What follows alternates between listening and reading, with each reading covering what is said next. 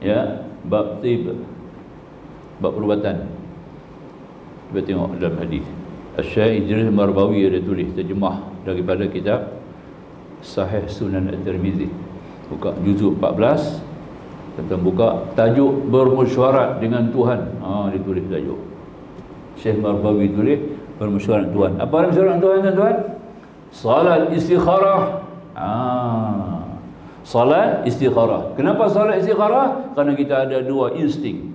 Kita ada dua naluri, tuan-tuan. Semua ada 5. Kita ambil 2, dia 5. Kita ada ikhtiar, kita ada wiswas. Dua sifatnya ada kat kita.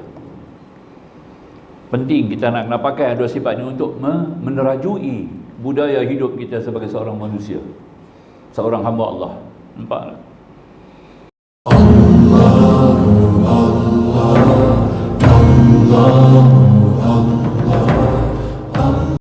Asyirul Hudar, insya-Allah kita sambung lagi pada muka surat 191 ya.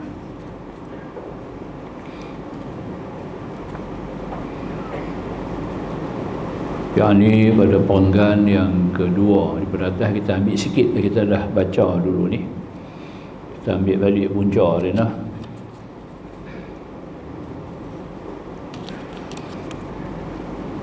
Dan murad benar di sini dua bahagi. Yang pertama iaitu benar pada dakwah, risalah dan benar pada segala hukum yang menyampaikan oleh mereka itu akan dia daripada Allah Subhanahu Wa Taala. Kerana burhan yang menyebut akan dia oleh musannif pada barang yang lagi akan datang itu hanyalah menunjukkan ia atas keduanya. Sifat siddiq yang diutamakan di sini, sifat siddiq. Benar, yakni mereka mendakwa sebagai rasul adalah benar. Segala risalah yang dibawakan kepada manusia, kepada umat adalah benar. Dan adapun bahagi yang ketiga, maka iaitu masuk dalam amanah. Tabligh ya. Termasuk antaranya tabligh watanah sudah pasti. Yakni pasal Rasul untuk menyampaikan kepada Allah Subhanahu, menyampaikan daripada Allah Subhanahu Taala kepada manusia. Maka penyampaian mereka itu mestilah dengan penuh amanah. Iaitu di antara yang termasuk dalam sifat amanah. Iaitu adapun bahagi yang ketiga itu maka masuk ia di dalam amanah. Maka jika dikata orang bermula tiap-tiap daripada dua bahagi yang pertama itu masuk pula di dalam amanah, tetapi tabligh pula masuk dalamnya. Jadi ada 3 dan masalah tabligh ni di sini disebut oleh musannif ada 3 ya.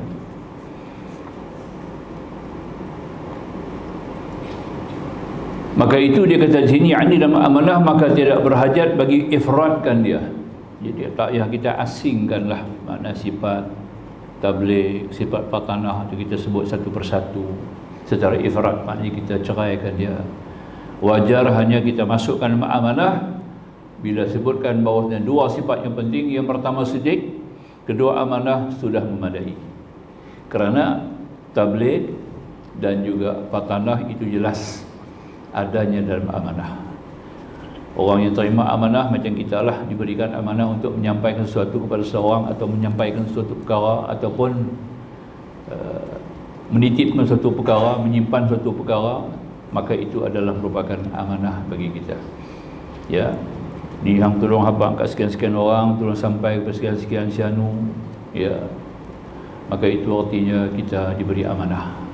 Kita kena sampaikan. Dan apa yang kita diminta sampai cakap tu je lah yang kita boleh habaq ya. Dia tak boleh lebih daripadanya dan tidak boleh kurang daripadanya. Itu paling jelas sekali lah. Jadi makanya dikata musannif sifat amanah itu merangkumi dalamnya sifat tabligh. Dia tak payah kita asingkan menyebut tabligh itu. Itu di antara pandangan setengah ulama lah ya. Tapi secara prinsipnya yang diletakkan sebagai sifat bagi rasul, wajib bagi segala rasul itu adalah siddiq, amanah, tabligh, fatanah.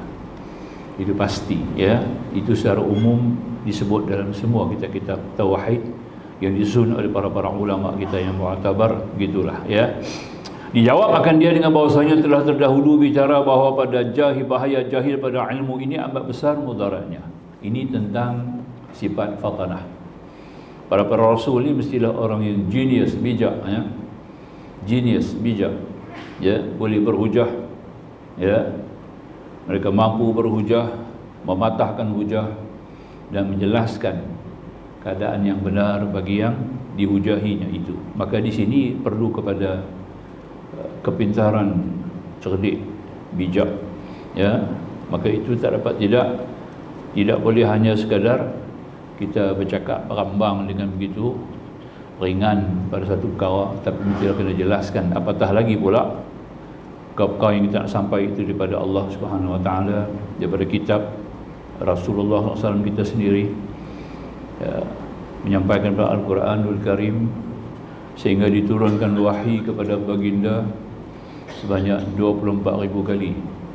24,000 kali wahyi Nabi Muhammad seorang, ya. Berbeza dengan rasul-rasul yang lain, turun wahyi kepada baginda 24,000 kali dalam tempoh 23 tahun 2 bulan 22 hari, ya. Ini kenyataan yang disebutkan bahawasanya perkara-perkara ini adalah begitu halusi dan mesti diteliti, diamati untuk disampaikan. Dan orang yang nak sampai itu mestilah genius, bijak, ya. Semua perkara supaya boleh matahkan hujah, ya. Dan makna amanah itu ketiadaan khianat.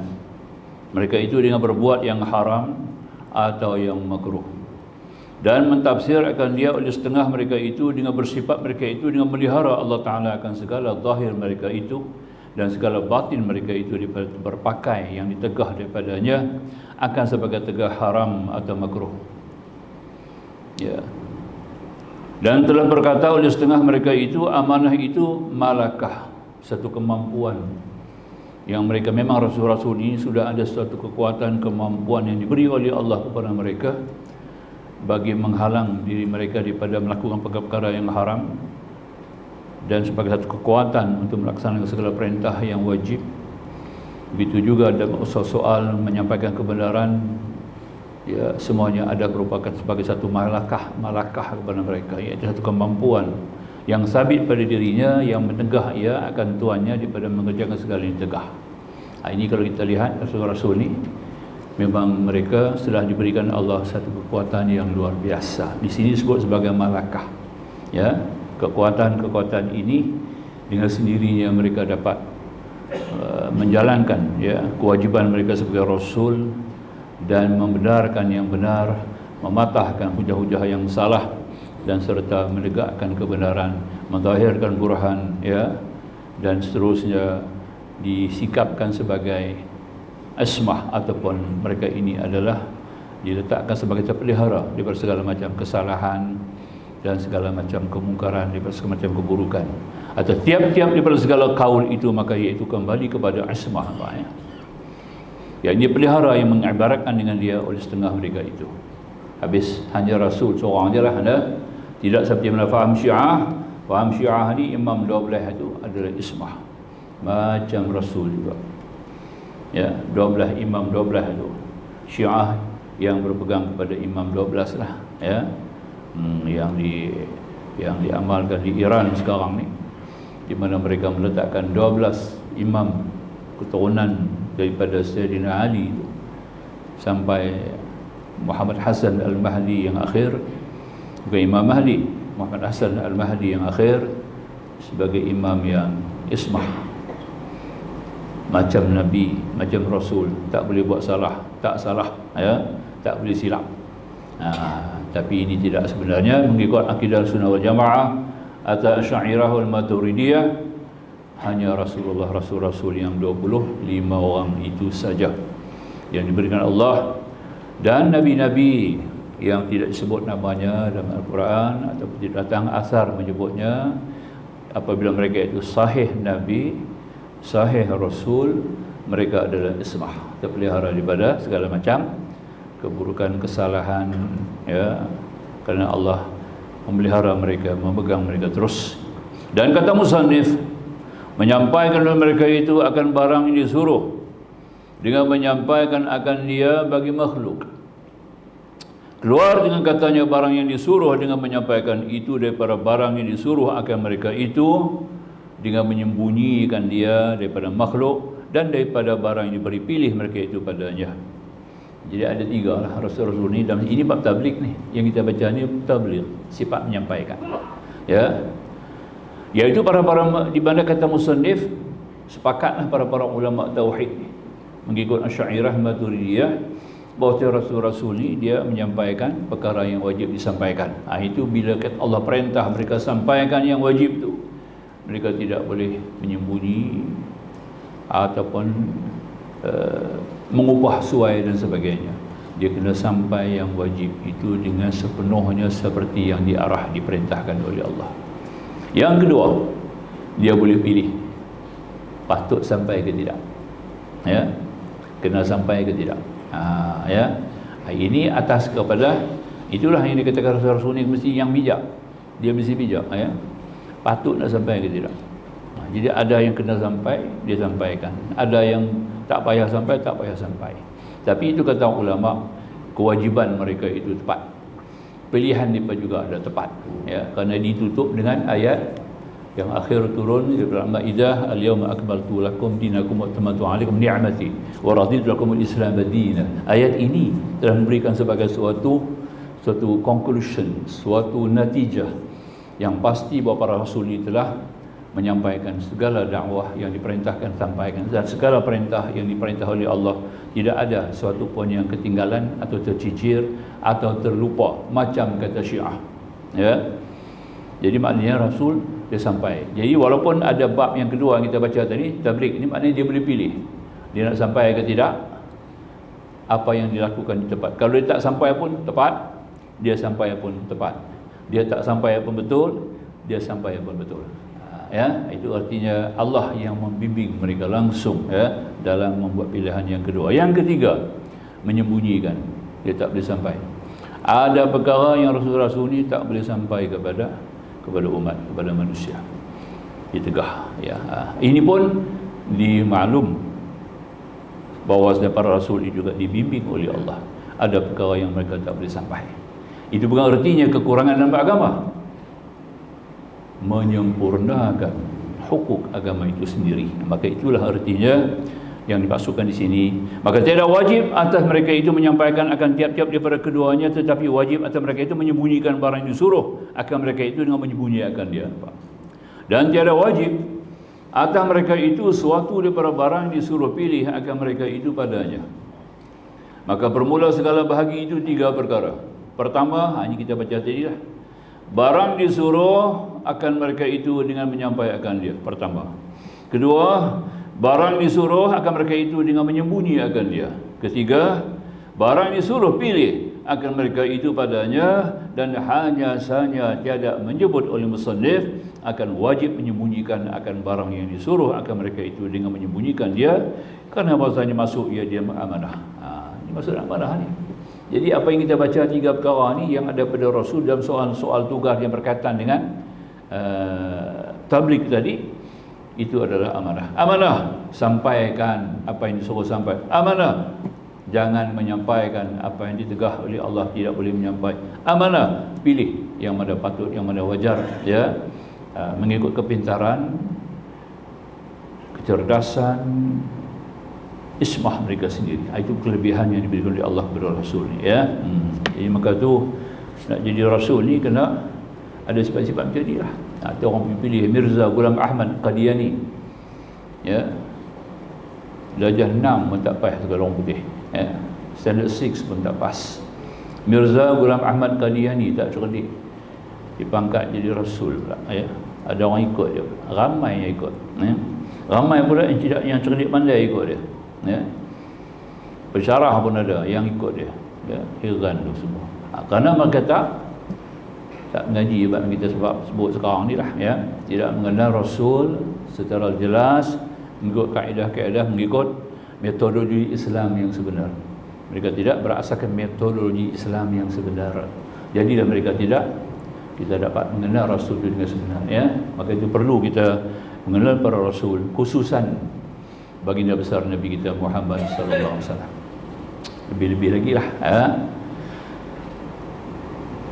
Faedah.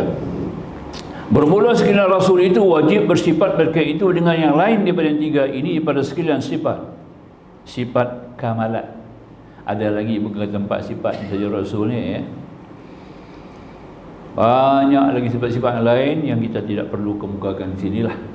Ya, ini fardu kifayah. Kita boleh rujuk dengan kitab-kitab yang muktabar, ya. Ada satu kitab dia panggil Nurul Zalam, sebuah kitab ditulis oleh Syekh Umar Nawawi Al-Bantin. Ya, tapi ini kita Arab dalam Melayu. Nanti sayangnya dia ni ulama kita, ulama Melayu, ya. Ulama Bintan. Tapi dia tidak pernah wujud, tidak pernah datang ke Nusantara Melayu, Salah seorang daripada imam Melayu, Imam Masjidil Haram. Imam Melayu ada 4 orang yang jadi imam Masjidil Haram pernah, ya. Dia salah seorang daripadanya lah, ya.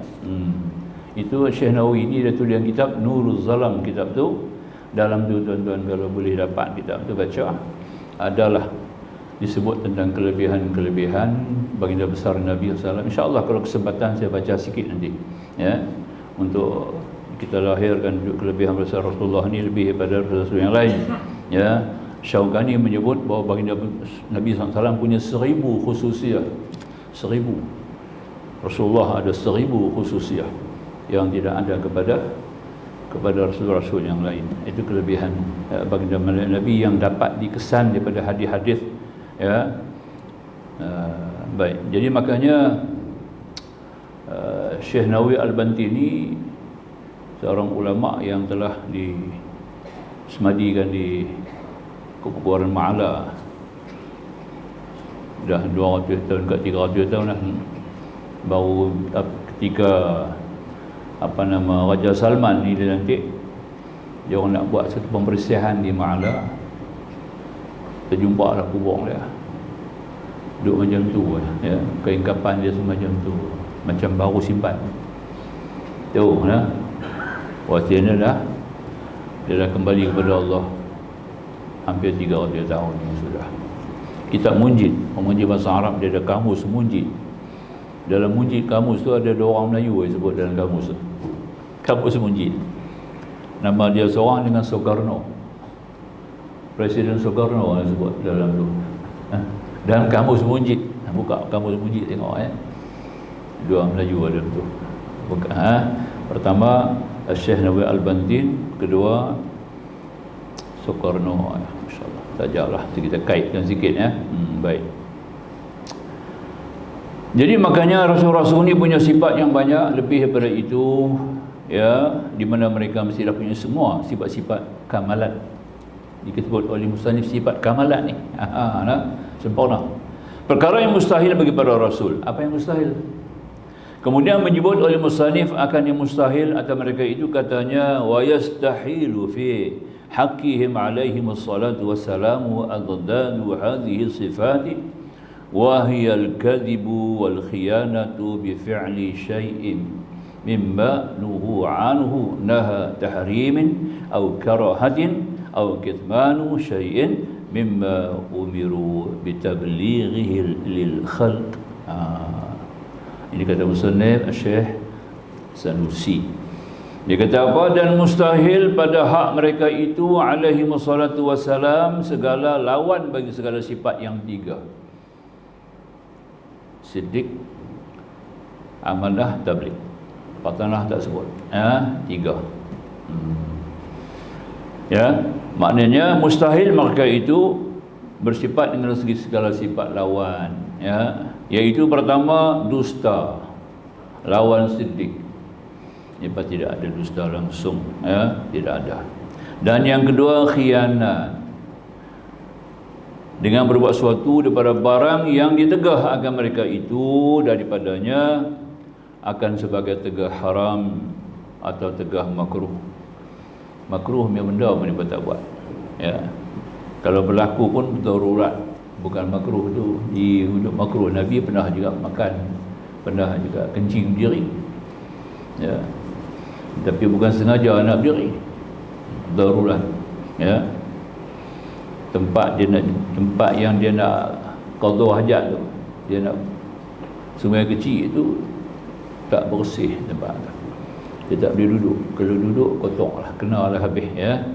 Kaki dia apa semua, punggung semua kena, tempat tu kotor.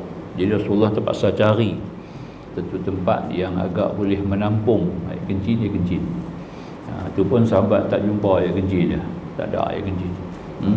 Tak ada. Tak jumpa mana Nabi air kencing ni. Itu satu kelebihan Rasulullah yang kata khusus tu.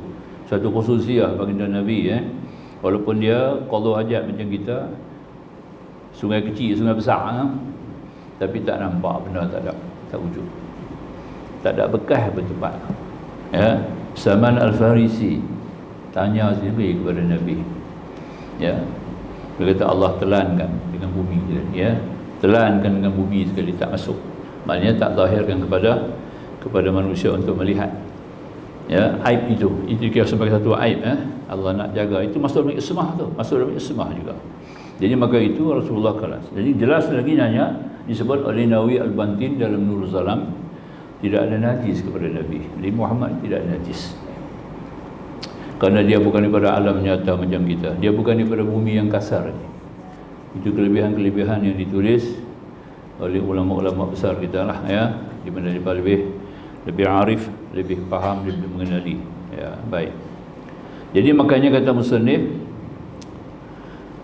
dan makna dusta tidak muafakat khabarnya itu bagi nafsul amr, kerana barang diketahui daripada ta'rif sidqun, pada barang yang telah lalu. Jadi makanya tidak ada dusta bagi mereka, tak ada bohong ya. Pada khabaran apa juga yang disampaikan kepada kita, semuanya adalah benar. Dan katanya dengan berbuat yang ditegah, begitu juga. Tidak mereka lakukan apa yang ditegah, bermula murad dikehendaki. Dengan berbuat itu barang yang melengkapi perkataan seperti mengumpah. Sama ada perbuatan ditegah itu dosa besar atau kecil, tak ada buat. 17 afatul lisan, 17 kecelaan lidah, tidak ada kepada Rasul. Tak terlibat. Pencetus Islam Al-Imam Al-Ghazali membariskan 17 umpan kata-kata yang keji, afatul lisan, tidak ada satu pun yang ada pada Nabi, tidak ya. Maka tidak jatuh daripada mereka itu keduanya itu, dan jikalau dengan lupa sekalipun, tu dia. Kita kadang-kadang terlupa. Orang Melayu ni ada apa satu lagi? Latah mencarut. Dia kena berubat kan? Orang latah ni kena berubat. Ya, jangan biar. Tak boleh ya. Sampai ke depan Kaabah dia latah, mencarut. Belaga botol sikit. Keluar. Hatta dalam kamus kacau.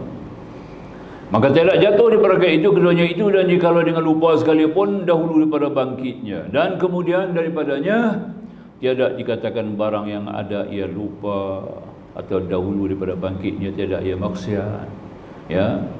Daripada baby lagi lahir dalam kandungan, keluar daripada kandungan, tidak berlaku sebarang kecacatan daripada segi akhlak ya. Mereka daripada tingkah laku mereka tidak ada langsung yang keji yang boleh kita tunjuk lebih. Dia panggil irhash, mana sebelum mukjizat berlaku sekitar mereka dalam keadaan belum jadi rasul, belum jadi nabi, apa-apa kelebihan yang berlaku oleh mereka itu disebut sebagai irhash, suatu yang luar biasa ya. Allah Ta'ala memang anugerah mereka begitu. Artinya tidak harus ia jatuh jikalau tiada maksiat sekalipun, kerana bahawasanya kita kata jika bukan maksiat sekalipun adalah ia rupa maksiat.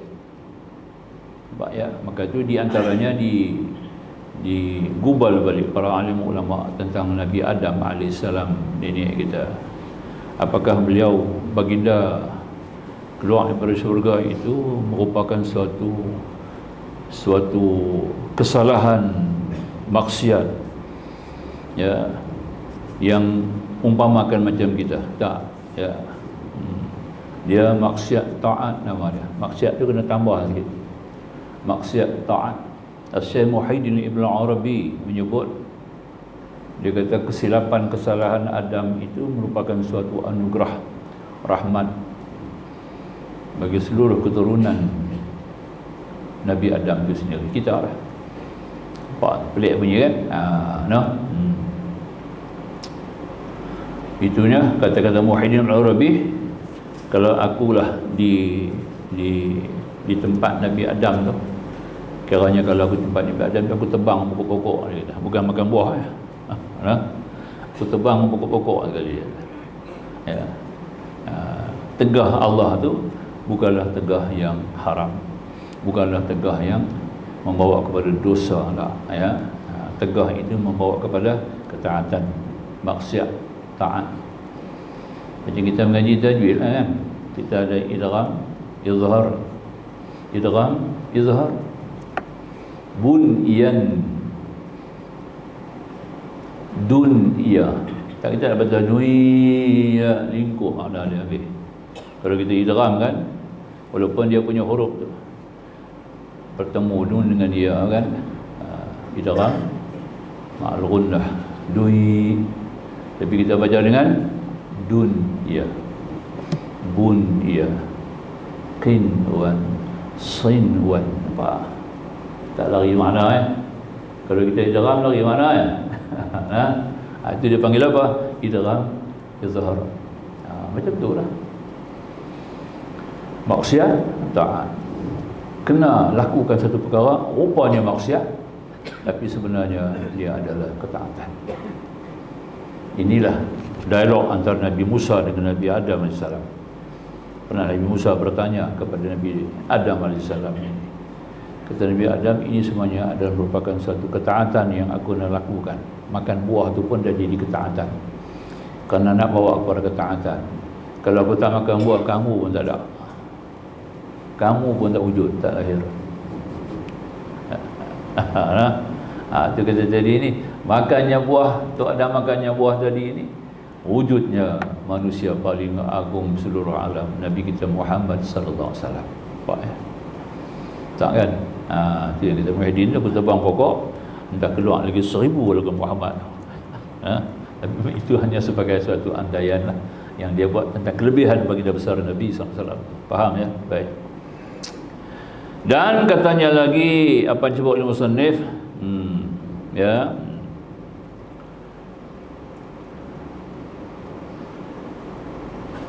dan katanya, dan tegah makruh pula. Bermula murad dengan makruh itu barang melengkapi khilaful aula. Khilaful aula ni kita buat benda tu jadi makruh lah. Asalnya tidak makruh, tapi kalau kita buat benda tu jadi makruh. Itu artinya lah. Dan tiadalah datang i'tirad. Ya, i'tirad ni kita macam kita kata hari ni, kita nak cuba condemn lah ya, ataupun menyebut sesuatu yang menyalahi. Atas demikian itu bahawa Nabi SAW berkemih berdiri, kemih ya, kencing, kemih ni kencing ya. Bahasa yang dipakai dalam bahasa apa nama, dalam bahasa Sunda, orang Boyan pun kata kemih, orang Madura pun kata kemih. Saya duduk sembang orang Madura ya, cakap bahasa mereka, sama-sama mereka ni guru Madura pondok. Awal tu kita tak tahu apa kemih, bertanya pergi kemih, nak pergi kemih, di mana kemih? Dah lama berkawan dengan mereka, baru tahu bahasa mereka, baru tahulah ya, umpamanya kemih ni kencing ya, ya, kumuh tu ayat kencing lah, nampak ya. Yang ini berkemih berdiri, berkencing berdiri dan mengambil wuduk ya sekali-sekali ya. Pengarang kitab kita ni Syekh Wan Zainal Abidin Al-Fatani, dia orang petani, tapi dia pakai juga bahasa kemih, nampak ya. Sebab tu kitab ni dia pakai juga di Tanah Besar Indonesia, mengaji pondok-pondok kita mengaji kitab ni ya. Kitab Aqidatul Najin ni di sana mengaji ya, sama ulama yang tulis, ulama kita ya. Tuan Minal ya, Tuan Minal, orang nama Nabi ni Tuan Minal kita panggil ya. Dan sempat dia ada pondok di Pulau Pinang, Sungai Dua dulu. Baik. Berkemih berdiri mengambil wuduk ya sekali-sekali atau 2 kali. Ini bukan makruh ni. Boleh faham. Walaupun berkencing berdiri, tapi bagi Nabi bukan makruh. Dia hanya untuk menzahirkan satu perkara yang penting dalam hubung kait dengan syariah. Nanti kalau tak boleh kencing berdiri, kacau ni jemaah haji kencing berdiri setiap tahun ni di Mina ya. Kenapa kan? Dia buat takung berdiri ya, di luar kencing. Nuduk watok lama sangat. Tak boleh nak tunggu macam mana apa? Dia buat mangkuk. Semua lagi nak segan apa? Pergi kerja berdiri. Nampak Pak Haji kerja berdiri. Atau tiap tahun Pak Haji kerja berdiri. Betul tak? Kena suruh dia buat. Pergi kerja tu lah. Dia ganggu tak pernah kerja berdiri. Buat tak apa, tak ada masalah. Ini bukan makruh. Dah. Ya. Dan ini maksudnya. Ya, pada dalam keadaan yang tak dapat tidak mendesak, dia masalah darurah. Ya, darurah yang ringan. Ya. Daripada nak berlaku darurat yang besar, duk tunggu juga pergi kencing tu habis lagi rosak ya. Sebab tu saya pesan kepada jemaah yang agak tak tahan juga, hampir depan tu terus hampir jumpa orang depan tu, orang habaq dia kata nak berak lah ni. Jangan duk tunggu. Nampak tak? Dia bang. Buat dia mimik muka dia apa semua itu teruk jelah nah. Dia tu pun lepas masuk. Aku tak bagi dia masuk, dia berak kat aku je noh. Tapi orang perempuan minta maaf, orang perempuan lah. Orang perempuan keras tau. Berak habis, tu dia. Kawan dia berak sembuh. Hanya kita pesan jemaah haji perempuan, dia pesan kursus saya bang. Jemaah di dalam package saya lah. Jemaah perempuan ni ingatlah, kita jangan buat begitu tau. Kalau dia minta merayu kat kita, dia nak masuk bilik, bagilah dia masuk dulu. Nampak tak? InsyaAllah ya. Daripada mudarat besar, kita terpaksa tanggung sikit mudarat kecil. Apa dia mudarat kecil ni? Kita sendirilah nak tahan sikit. Asalnya kita pula tahan, kita pula buat begitu. Nampak tak? Bagi saya dulu dia tak tahan ni. Itulah antara perkara yang paling baik sesama jemaah haji patut buat perkara ni lah. Patut tolong-menolong perkara ni lah ya. Urusan haji itu dengan berat mana pun, tak banyak urusan hari ni. Dia semua perbuatan saja, tidak lebih ya. Tawaf, sa'i, ukuf di Arafah, mabit Muzdalifah, Mina, lantar Jamrah. Itu aja. Benda ni senang. Bukan dia susah lama-lama buat. Lebih kepada perbuatan ya, yang dilakukan dengan susun dan terancang. Habis. Yang berat tu apa dia? Nak tahan sabar atas kerenah manusia. Kerenah jamaah. Sebab kita bergerak secara jama'i ya. Dia pergerakan inilah yang kita akan hadapi berbagai macam cabaran. Sabar sama-sama kita dengan sabar dia. Tu awal-awal tu dah kita nak kena hadapi. Makna kata mabrur. Nak mabrur itulah cara dia. Nak sampai mabrur tu kita nak kena buat begitulah ya. Itu di antara awal daripada kita nak mabrur. Kita kait sikitlah kawan tu tuan-tuan lah.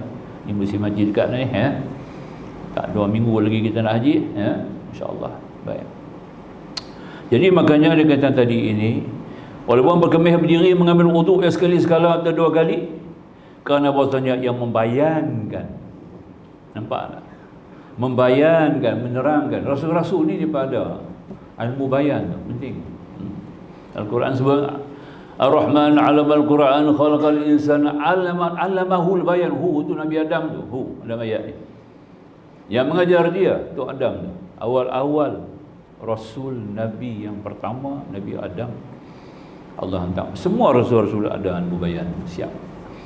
Ilmu pertuturan, perkataan, pergerakan, lepas semua itu semuanya ada bayan yang begitu tinggi, yang tepat, yang benar, yang halus, nampak ya. Jadi maka itu dia kata musannif di sini, maka tak dapat kerana bahasanya yang membayankan, menerangkan harus dan kerana mengajar syariat, demikian itu wajib pada hak Nabi. Kita ambil sembahyang sudahlah. Rasulullah pernah lupa tahiyat awal, sudah ya, tahiyat awal. Pernah sembahyang 5 rakaat. 5 rakaat. Sahabat tegur. Pernah berhenti 2 rakaat, bangkit berjalan. Gerak sikit, lebih kurang dalam 6 langkah Nabi bergerak. Ini semua bukan berartinya kelemahan Rasul. Tak boleh kata itu kelemahan dia. Sedangkan mereka semua tak nak pelihara ni apa? Daripada kesalahan kesilapan. Tapi untuk mendahirkan satu ajaran, satu pengertian, satu penderasan kepada umat. Kalau berlaku pada umat, apa kita nak buat? Kita lupa kita bukan macam Nabi. Kalau kita dah langgar, lupa rakaat, macam mana kita nak buat? Maka itu Allah zahirkan Rasulullah tu ya, sebagai suatu dalil. Rasulullah diberikan Allah lupa satu ketika bagi menyelesaikan urusan-urusan yang bakal timbul dalam kalangan umat, maka itu adalah sebagai mendahirkan satu perintah syariat. Boleh faham ya? Bukan makruh kita kena baca dulu betul. Jangan kata pula makruh, Nabi pun lupa. Sebab orang tak mengaji subuh ni kata Nabi pun lupa lah. Betul ya? Dia tak mengaji. Tak gitu. Kalau di Madinah dulu masa Abdurrahman Huzaifi, dia ni mak dia petani, mak dia ada campur darah petani. Abdurrahman Huzaifi bapa dia Arab lah. Ya.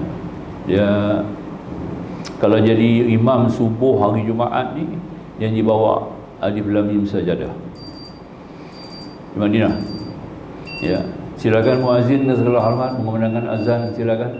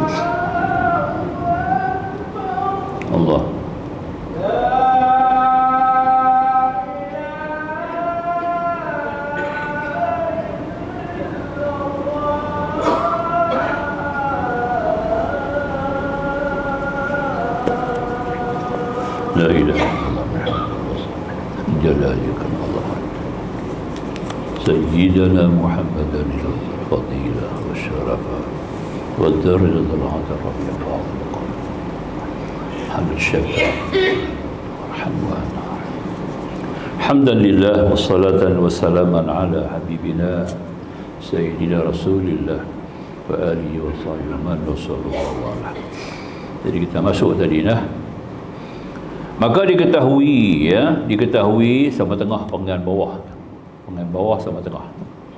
Maka diketahui barang-barang ditakrirkan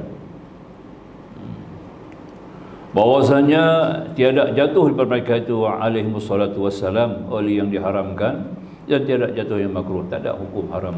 Walaupun nampak perbuatan seolah perbuatan tu haram, perbuatan tu makruh. Ya. Tidak makruh. Macam tadilah kencing diri, ya, ambil wudu 2 kali, kadang sekali ambil wudu. Nabi pernah ambil wudu sekali. Semua basuh sekali. Pernah ambil wudu sekali, dua kali. Ada, ya. Jadi Nabi buat begitu sebagai satu kemudahan kepada umat, ya. Kalau kita boleh basuh muka sekali lalu ayak kita boleh mengenai semua ruang muka kita yang diwajibkan, sudah memadai. Basuhan kedua sunat, yang ketiga sunat. Nampak tak? Lagi tak lepas muka tu, belum terlepas lagi, belum terpalit, belum tercalit ayak pada semua ruang muka yang wajib kena ayak. Kita balas kali kedua masih kira satu. Dah nampak? Jadi kira begitu. Kemudian dah lepas daripada tu baru basuh kedua, ketiga tu dikira hukum sunat. Itulah. Tapi Nabi buat sekali ya. Ada sekali sapu semua, muka sekali, tangan sekali, kepala sekali. Ya. Tu antaranya. Tapi bagi Nabi bukan makruh. Kalau kita buat sengaja begitu jadi makruh. Nampak tak? Ya. Sengaja kita buat begitu jadi makruh. Kecuali darurat. Kita nak kesempatan sempat, tidak ada masa. Waktu solat dah nak habis, kita pun baru kesempatan nak sembahyang. Kerana mungkin kita tidur. Ya. Langgang habis subuh tu dia. Sempat lagi 10 minit nak subuh. Macam mana lah. Ya. Kita kena ikhtiar lah. Ya. Nak dapatkan sembahyang jemaah, nak dapat saf, nak dapatkan rakaat dengan imam. Ya. Kita ambil yang 4 tu wajib. Yang 4 wajib dia dalam surah Maidah ayat 6, ya. Faghsilu wujuhakum wa aydakum ilal marafiq wa amsahu ru'usikum wa arjulakum ilal ka'bayn. 4 benda ya. Basuh muka, tangan, sapu kepala, basuh kaki. Itu Al-Quran. Ya, kalau tak kesempatan basah, ambil Al-Quran banyak. Ya, tidak dikira makruh. Sebab kita dalam kesempatan untuk nak jaga waktu, nak jaga sembahyang supaya kita dapat masuk, dapat terima, dapat hukuk salat itu dengan sempurna baik. Maka dengan itu dia kata tadi, bagi Nabi tidak ada. Walaupun perkara itu nampak lagu haram, tiada jatuh yang makruh atau wajah keadaannya makruh, tidak. Dan demikian lagi tiada jatuh perkara itu yang mubah. Atas wajah keadaannya mubah tapi wajah keadaannya qurbah. Kita ambil sikit dalam apa yang saya sebut tadi. Macam menikah kan. Kita menikah ni sunat, menikah ni harus. Hukum nikah tu harus. Kecuali atas orang nak menikah tu. Ada orang wajib nikah, ada orang haram nikah, ada orang sunat nikah. Nampak tak? Tapi hukum nikah asalnya adalah harus. Ya. Bagi Nabi SAW, ini saya baca kitab lagi dulu ya. Anna nikah fi haqqihi ibadatun mutlaqan. Itu dia. Itu Nabi dia kata, ya. Sesungguhnya nikah pada hak baginda mutlak sebagai ibadah. Itu dia. Nabi menikah dengan ibadah. Nampak? Kita bukan menikah, kita dah menikah baru akan jadi ibadat. Kalau kita rumus, kita bawa perancangan rumah kita, ya, budaya keluarga kita tadi secara Islami, itu jadi ibadat. Ya, itu pentingnya. Ya, kalau tak buat begitu dia ibadat lah. Jadi binatang lah. Binatang pun nikah ya. Nikah tu perhubungan suami isteri, itu kata nikah. Ya. Orang Melayu kata kahwin. Ya, itu cerita dia. Jadi kata muslim, ya. Ar-rabi' al-fadailu wal ikramu minha anna nikaha fi haqqihi ibadatun mutlaqan. Bi khilafihi fi haqqina fa innahu mubahun wal ibadatu 'aridatun lah. Apa dia punya makna lebih kurang, dia kata sesungguhnya bagi kita Rasulullah ni pada hal keutamaan kemuliaan itu antaranya. Keutamaan kemuliaan antaranya Rasulullah ni nikah pada baginda adalah ibadah, berbeza dengan hak kita. Maka semuanya nikah bagi kita adalah mubah, diperbolehkan. Nampak tak? Dan ibadah timbul. Nampak tak? Jadi satu benda yang arad. Ibadah tu ibadah, sampai ibadah dipanggil ibadah tu sekarang datang, ya. Iaitu dihasil kerana nikah. Bila kita dalam nikah baru boleh jadi ibadat. Perhubungan suami isteri, yang halal kita lakukan, cara yang elok jadi ibadat. Ya. Makan minum bersama anak isteri, tanggung nafkah wajib atas kita. Jadi wajib kita tanggung nafkah di pagi ibadat tu. Nampak? Dah menikah kena tanggung nafkah. Ya.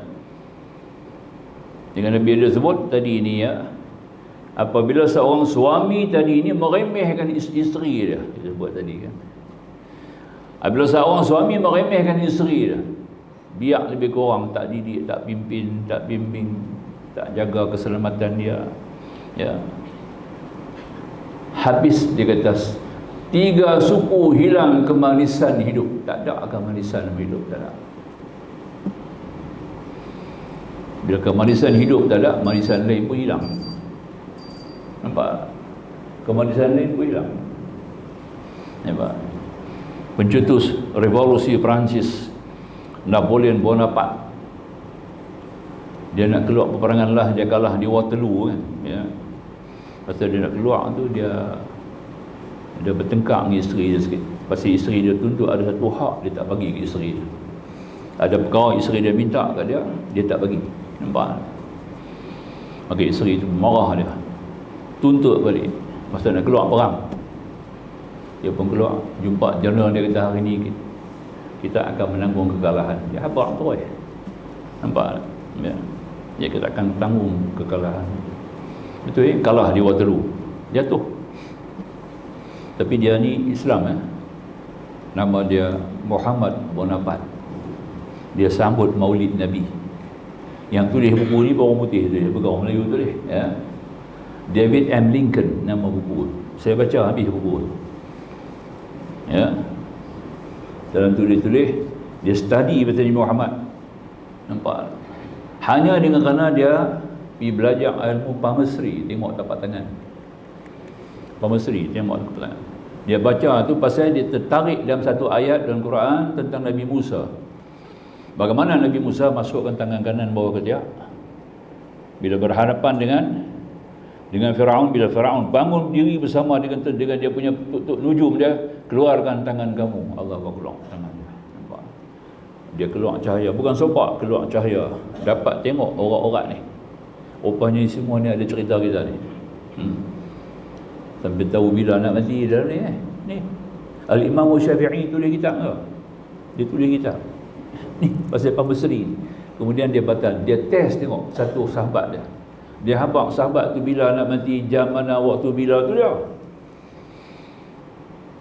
Betul sahabat. Mati sahabat tu kena tepat pada hari, dia bakar buku. Imam Syafi'i punya alim. Semua ambil berayat dalam surah kisah Nabi Musa tu. Tangan dia ada pasal. Bila tunjuk lagu tu, dalam tu ada tulis Firaun akan jatuh, kerajaan Firaun yang zalim tu akan jatuh. Nampak tak? Tukang-tukang sihir semua akan kalah. Ada dalam tu. Maka tu tukang sihir semua sujud. Tak ada. Dia tahu. Tengok tapak tangan boleh baca. Itu tujuan kenapa Allah suruh keluar dengan tapak tangan tu, tunjuk. Rasul Nabi Musa minta tapak tangan tu sudah tercatat semua. Napoleon ditulis satu buku mengenai palmistry. Ada kat saya buku tu. Tapak tangan. Tapi saya tak mengaji lepas tu. Pening kepala mengaji. Kata mana? Tak ada pasal pun, kena ada orang ajak kita, bukan boleh mengaji sendiri. Tak faham. Kena ada orang ajak kita. Napoleon Bonaparte. Hebat ya. Asal kita kaitkan sikit tu. Sebab dia Islam. Dia cerita pasal dia Islam. Muhammad Bonaparte nama. Ya. Baik. Sambung sikit dah. Gila kita perabikan. Contoh abang sikit lah. Jadi bab ni kita akan baca kemudian lah. Ya. Wal witri wal udhiyati wasiwaki li kulli salatin. Salat duha, salat witir bersiwak, setiap salat semua je wajib bagi Nabi. Nampak tak?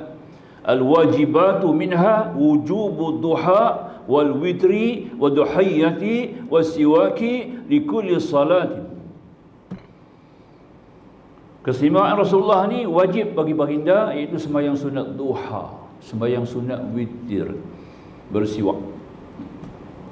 Tiap-tiap kali sembahyang kita bersiwak. Ya. Pada salat wal musyawarah, mesyuarat pun wajib bagi Nabi. Itu dia. Wasyarun fil amri fa idza azam fa tawakkal 'ala Allah. Quran turunkan ayat tu. Ya. Bermesyuarat akbar urusan mereka apabila kamu sudah bertekad, sudah sebulan berazam bertawakal kepada Allah. Pentingnya mesyuarat dalam Islam tu penting.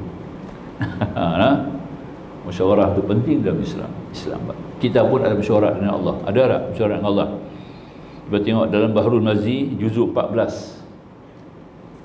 Ya, bab tib, bab perubatan. Kita tengok dalam hadis. Asy-Syaikh Idris Marbawi ada tulis terjemah daripada kitab Sahih Sunan At-Tirmizi. Buka juzuk 14, kita buka tajuk bermesyuarat dengan Tuhan. Dia tulis tajuk. Syekh Marbawi tulis bermesyuarat dengan Tuhan. Apa mesyuarat dengan Tuhan, tuan-tuan? Salat istikharah. Salat istikharah. Kenapa salat istikharah? Kerana kita ada dua insting. Kita ada dua naluri, tuan-tuan. Semua ada 5. Kita ambil 2, dia 5. Kita ada ikhtiar, kita ada wiswas. Dua sifatnya ada kat kita. Penting kita nak pakai dua sifat ini untuk menerajui budaya hidup kita sebagai seorang manusia, seorang hamba Allah. Nampak tak? Ya, kita ada ikhtiar, Allah mukhtar, disalurkan nur mukhtar kepada kita adalah ikhtiar bagi manusia, dan kita juga ada waswas. Allazi yuwaswisu fi sudurin nasi. Mundar-mandir yang waswas ni, mundar-mandir berjalan dalam manusia. Tuan di haus. Keluar lepas kita masuk, kita doa ada. Tak ada waswas hari ni, tuan-tuan, tak boleh main hari ni. Tak ada ikhtiar, kita tak boleh hidup. Dua benda. Kalau tak ada ikhtiar, kita jadi kucing lah. Nampak tak? Daripada beranak sampai mati makan frisky je. Dia tak kata apa. Lembu makan rumput. Nampak? Pasal tak ada ikhtiar. Nampak? Tak ada wiswas, tak ada ikhtiar. Ya? Dua makan tu lah. Tak marah pun. Nampak? Hang bagi makan tu dah kat aku. Itu orang sembelih aku lah. Tak kata apa kan? Pasal tak ada ikhtiar. Tak ada waswas. Kita ada ikhtiar, ada waswas, kita bukan binatang. Itu lebihnya kita daripada Allah, yang daripada makhluk lain. Faham ya? Ya, dia panggil tadi ini satu kelebihan yang kita sebut. Baik. Sekarang kita baca kemudian ni. Sekali mai tang sifat harus tu kita bacalah. Jadi insya-Allah dekat tu dulu lah kot. Kita akan sambung lagi ya. Kita ambil sikit nanti di sini.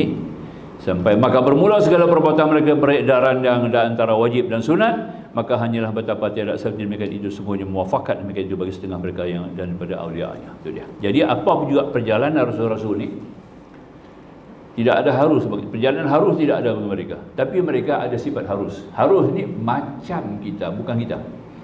Qul innama ana basyarun mithlukum. Aku macam macam kamu lah manusia, tapi aku bukan kamu, sama tak sama. Baru naik basikal, pakai seluar round, kita kata apa? Macam orang. Itu dia. Kita tak kata dia orang. Dia. Macam orang sebiji macam orang dah pakai seluar pula. Buah kepiah lagi lah. Naik basikal lah. Tu lah. Ribu orang dapat tengok dalam audience. Royal Circus of India. Ya, nampak? Macam tu lah Rasulullah pun. Ayat ni kata betul lah. Qul innama ana basharun mithlukum yuha ilai. Aku ni manusia macam kamu, tapi bukan sama dengan kamu. Nampak? Al-bashar laisa kal bashar. Manusia, dia bukan manusia. Superman Rasulullah. Itulah real Superman. Nampak ya? Semuanya lebih daripada kita, ya. Pernah Rasulullah tak makan, tak minum langsung selama 1 minggu. Setitik ayam tak masuk. Aku tak lupa, aku tak sengaja, nampak?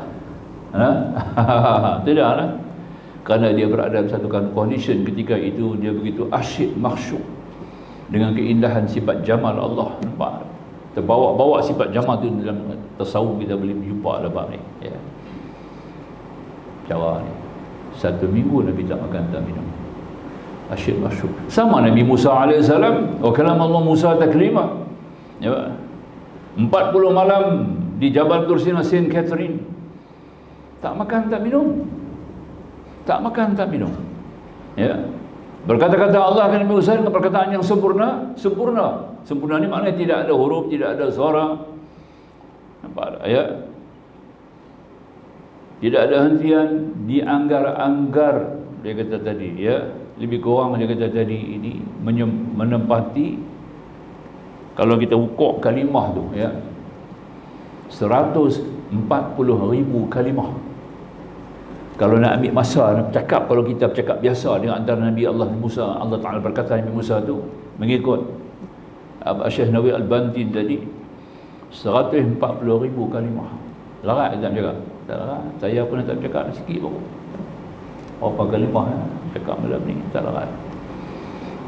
Lost idea, kadang-kadang putus kita punya fikiran, tak boleh pergi lah, nampak lah ya. Ada had.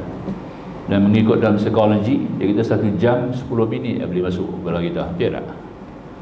Turun majak 1 jam 10 minit boleh masuk, mengikut dalam pakar-pakar psikologi katalah. Begitulah kekuatan kita. Berbeza dengan Imam Syafi'i. Oh, Imam Syafi'i lain pula, kan? Dia masuk majlis ilmu ni, apa orang bercakap semua dia dengar, dia dapat habis ke dah? Maka tu dia keluar pada rumah, dia kena jolok telinga dia tu. Dia ambil bahan, kita kata kapas lah, apa dia buh tak tahu lah. Dia disumbat telinga dua belah, baru dia keluar pada rumah, habis madrasah, habis masjid. Orang tanya dia, apa? Dia kata, aku nak pergi jumpa Allah, dia kata. Kalau aku tak sumbat telinga aku, habis perkataan manusia yang aku dengar semua masuk telinga aku tu dah. Nampak? Imam Syafi'i tuan-tuan, kita bangga lah jadi mengikut mazhab dia. Lebih, ya, kelebihan Imam Syafi'i. Itu ya. Wallahu a'lam. Insyaallah akhirul kalam, wallahu subhanahu wa ta'ala alam. Bismillahirrahmanirrahim. Alhamdulillahirabbil alamin, wassalatu wassalamu ala rasulina bil karim nabiyina Muhammad wa alihi wa sahbihi ajma'in. Fa fahamna Sulaiman wa qul atayna hukma 'ilma wa sakhana man sawda al jibal sabihna wa tir wa kunna fa'ilin ya hayyu ya qayyum ya rabb Musa wa Harun wa rabb حبيبنا نبينا محمد صلى الله عليه وسلم. اللهم ارزقنا الفهم والعلم والحكمة والعقل ونور قلوبنا بنور هدايتك كما نورت الأرض بشمسك أبدا أبدا. سبحانك لا علم لنا إلا ما علمتنا إنك أنت العليم الحكيم. ربنا آتنا في الدنيا حسنة وفي الآخرة حسنة وقنا عذاب النار والحمد لله بالعالمين. والسلام عليكم ورحمة الله وبركاته.